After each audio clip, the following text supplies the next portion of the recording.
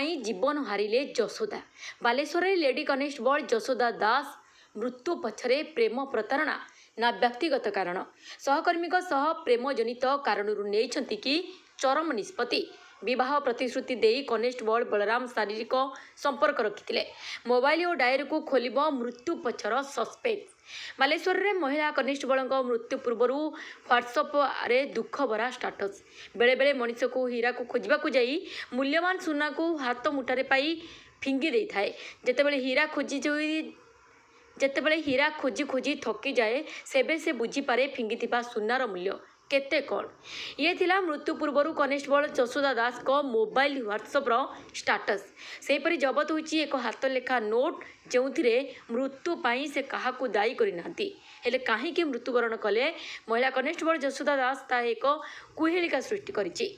Bureau report, Sarbashakti news.